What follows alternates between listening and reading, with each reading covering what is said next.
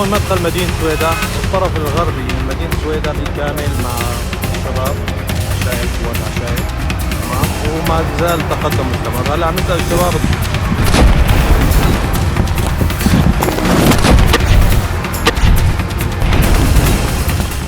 दोस्तों, सीरिया में हालात बिगड़ चुके हैं।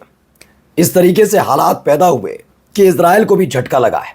इजराइल को पूरी उम्मीद थी कि उसकी तरफ से जो हथियार ड्रूज मिलिटेंट्स को दिए गए वो उसका इस्तेमाल करके इजराइल के पक्ष में माहौल बनाकर दक्षिणी सीरिया उसके नाम करा देंगे, लेकिन यहाँ हो गया उल्टा। अब हालात ये है कि सीरिया की सेना ड्रूज मिलिटेंट्स के साथ मिलकर अपने ही देश के कबीले के जो लोग हैं उनके खिलाफ हमले हो रहे हैं, यानी आपस में भिड़े हुए हैं। इसकी एक एक तस्वीर आपको दिखा रहा हूँ। पूरी तरह से सीरिया में अव्यवस्था फैली हुई है, इजराइल को चोट पहुंची है। एक एक तस्वीर आपको दिखाऊंगा। इसके साथ साथ हमास ने तगड़ी चोट इजराइल को भी दी है।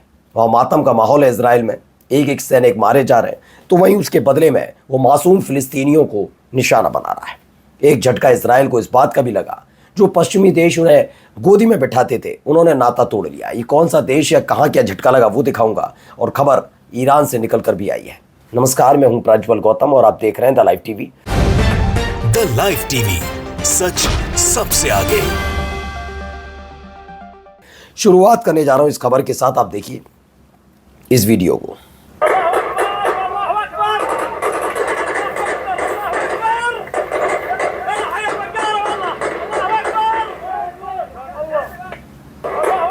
तो सीरिया में लगातार बंदूकें चल रही हैं, लगातार इसी तरह के हालात वहाँ बने हुए हैं, लगातार ताबड़तोड़ फायरिंग हुई। और इन सब के बीच देखिए एक और तस्वीर, एक और वीडियो निकल कर सामने आई है। ये वीडियो भी देखिए। खुलेआम गाड़ियाँ घूम रही हैं, हथियारबंद लोग घूम रहे हैं, सारे लड़ाके हैं। تمام وما زال تقدم مستمر. هلا عم نسال الشباب الطالعين انه الوضع كثير ممتاز، شوي عم تقدم. हमले हो रहे हैं उधर। ما في دخول لقوات الامن العام او قوات وزاره الداخليه। ये पूरा सीरिया के हालात इस तस्वीर से आप समझ सकते थे कि जगह जगह धुएं उठ रहे हैं। अब यही है कि पूरी तरह से जो सीरिया है, जुलानी के हाथ से तो निकल चुका। जो अल जुलानी का तो मतलब रहा ही नहीं। अल जुलानी तो ने तो पहले ही सरेंडर कर दिया, अमेरिका को थैंक यू कर रहे थे। तो वहीं आप देखिए इजराइल के सामने नतमस्तक है। जिस इजराइल ने अल जुलानी के कमांडर को मार दिया, अल जुलानी की सरकार के रक्षा मंत्री पर हमला कर दिया, खुद अल जुलानी के दफ्तर पर हमला कर दिया, उसी इजराइल ने इजाज़त दी अल जुलानी को कि जाएं वो अपनी सेना को लेकर और अब अपनी सेना को सुवेदा में ले जाकर सीरिया के जो कबीलाई गुट हैं जो सीरिया को बचाने के लिए ड्रूज मिलिटेंट से लड़ रहे हैं उनके खिलाफ हमला कर दें। तो ये पूरी तरह से हालात पैदा होते हुए नज़र आ रहे हैं। अब देखिए एक और खबर निकल कर आई। ये पूरा बताया गया कि हुआ क्या है। ड्रूज बेडोइन संघर्षों के बीच इजराइल सीरिया युद्ध विराम पर सहमत हुए हैं। सीरिया के स्वेदा प्रांत में कम से कम 718 लोग मारे गए। रविवार से अब तक मारे गए लोगों में 146 ड्रूज लड़ाके हैं जिन्हें अब गैर मुस्लिम कहा जाता है और 245 नागरिक शामिल हैं, जिनमें से 165 को रक्षा और गृह मंत्रालय के अधिकारियों ने सरेआम मार डाला। पहले HTS से लड़ाई हुई थी, आपको मालूम होगा। ये जो ड्रूज लड़ाके हैं इन्होंने पहले सुन्नी समुदाय की महिला और बच्चों को किडनैप किया था, जिसके खिलाफ HTS ने हमला बोला था।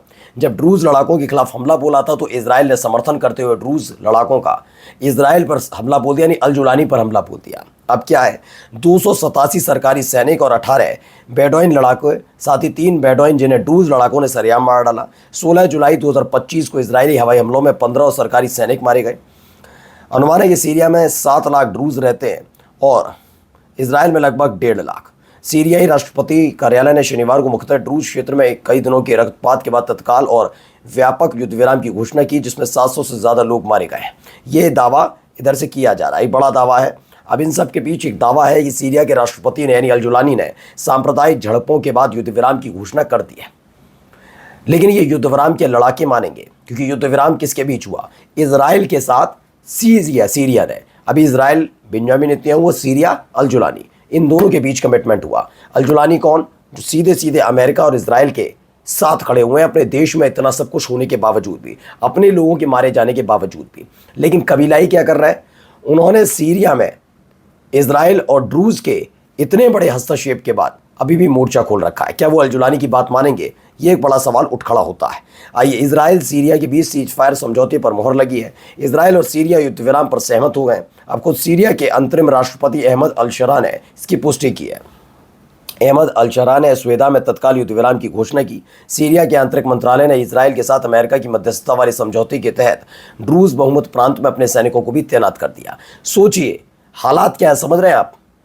3 दिन पहले अल जुलानी की सेना यानी सीरिया की सेना इन्हीं ड्रूज मिलिटेंट से लड़ रही थी, जिन्हें ड्रूज मिलिटेंट्स को मार गिराया था। आज हालात 3 दिन बाद ये हो गए कि इनके साथ मिलकर सीरिया के ही कबीलाई गुट के लोगों पर हमला करना पड़ेगा।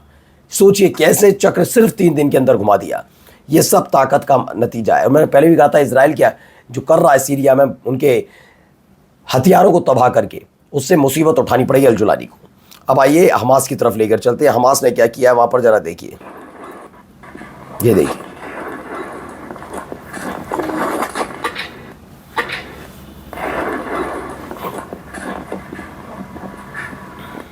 ये देखिए,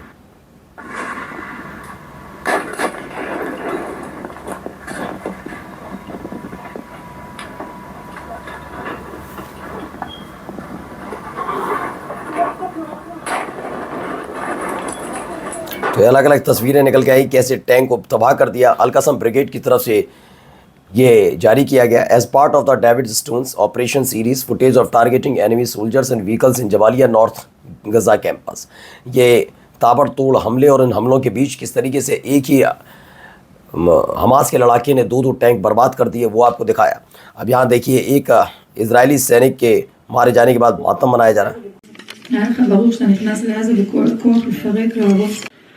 אברהם, אנחנו לא נשכח ולא נסלח לעולם, והלוואי שנזכה לנקום לדמך. So kहा, it was clear to you that you were going into Gaza with full force to destroy, to dismantle। ये तमाम बातें कही जा रही हैं, याद किया जा रहा है अब्राहम को। लेकिन अब्राहम के साथ क्या हुआ हमने आपको दिखाया कि एक सैनिक जिसे पकड़ा जाता है और उसके हथियार जब्त कर लिए जाते हैं, तमाम चीज़ें। चलिए ये खबर पढ़िए स्काई न्यूज़ की। Breaking, 32 pupils have been killed and 100 injured with while waiting for aid near a Gaza humanitarian foundation site, according to the Gaza Health Ministry। बताया गया 32 लोगों की मौत हुई, 100 से ज़्यादा घायल हुए हैं। कहाँ पर? गज़ा में। गज़ा में कब? जब वो एड यानी कि सहायता लेने के लिए पहुँचे थे, उसी समय ह्यूमैनिटेरियन फाउंडेशन साइट पर यह हमला हो गया और ये 32 फ़िलिस्तीनियों की मौत हो गई। ये खबर निकल कर सामने आई है। अब देखिए एक और खबर निकल कर आई। इजराइल को यहाँ झटका लगा है। इसमें बताया गया है फ्लोरेंस विश्वविद्यालय के 5 विभागों ने इजराइल के साथ जो एकेडमिक इंस्टीट्यूशंस हैं उनके साथ अपना जो कोलैबोरेशन था वो पूरी तरह से ख़त्म कर दिया। जिसमें मैथ के और कंप्यूटर और साइंस डिपार्टमेंट ने नेगेव के बेन गुरियन विश्वविद्यालय के साथ अपनी जो कमिटमेंट था, साझेदारी थी, उसे ख़त्म कर दिया। इसी तरह इंजीनियरिंग और जो एग्रीकल्चर था साइंस, उसने भी अपने सारे संबंध इनसे तोड़ लिए। यानी तेल अवीव के साथ अब बड़े बड़े विश्वविद्यालय भी अपने संबंध खत्म कर रहे हैं। अब देखिए कि एक खबर निकल कर आई, इस खबर को देखिए वीडियो।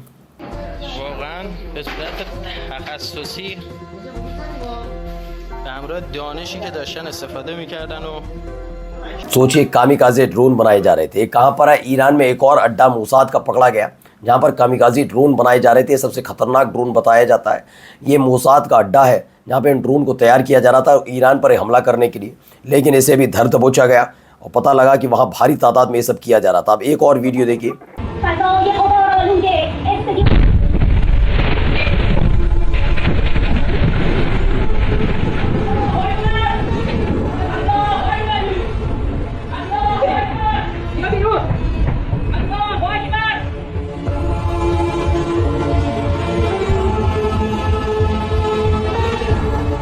तो ये वीडियो निकल कर आए। आपको याद होगा कि जब ईरान और इजराइल के बीच संघर्ष चल रहा था तब इजराइल ने ईरान के जो सरकारी चैनल है IRIB उसके हेडक्वार्टर पर हमला किया था। उस समय वहाँ के न्यूज़ डायरेक्टर थे। उस समय हमले के वक्त भी आप देखिए सब कुछ हिल जाता है, लोग भागते हैं, लेकिन वो भागते नहीं हो, बाकायदा जो ऑन एयर जा रहा था उसे जारी रखते हैं। ये भी अपने आप में वीडियो है। अब जाते जाते एक खबर दिखाने जा रहा हूँ। डोनाल्ड ट्रंप ने एक बड़ा बयान दिया। हाल ही में उसकी चर्चा बहुत हो रही है, लेकिन हमारे न्यूज़ चैनल, हमारी मीडिया इसकी चर्चा शायद ना करे। वैसे डोनाल्ड ट्रंप अगर नरेंद्र मोदी साहब के नाम पर कुछ कह दे, आई मिस यू कह दें तो उसको घंटों तक रगड़ के चलाया जाता है। सवाल है कि अगर अमेरिकी राष्ट्रपति डोनाल्ड ट्रंप कह रहे हैं कि ऑपरेशन सिंदूर के शुरुआती घंटों में, ये कौन कह रहे हैं, ये रमनदीप बाजवा है, उन्होंने कहा कि ऑपरेशन सिंदूर के शुरुआती घंटों में ही 5 भारतीय वायुसेना के विमान मार गिराए गए थे, तो वे किसी अखबार, टीवी चैनल या वेबसाइट से की संख्या नहीं बता रहे हैं। उनकी ये जानकारी CIA से मिली थी, जिसने उन्हें 4 दिनों तक चले भारत पाकिस्तान युद्ध की एक जानकारी दी। CIA ने भारत सरकार के हर विभाग, जिसमें जो रक्षा मंत्रालय है और जो इनके सशस्त्र बलों के सभी अंग शामिल हैं, में गहरी पैठ बना ली है। CIA के मुखबिर हैं और एजेंट हैं, हर जगह मौजूद हैं, जो उसे नई और सटीक जानकारी देती हैं। इसलिए 7 मई को मार गिराए गए भारतीय वायुसेना के विमानों की संख्या के बारे में ये अब तक की सबसे विश्वसनीय जानकारी है। लेकिन ये जानकारी क्या इस देश के न्यूज़ चैनल चला पाएंगे? नहीं, वो तो कराची बंदरगाह पर बम गिरवाएंगे। नमस्कार।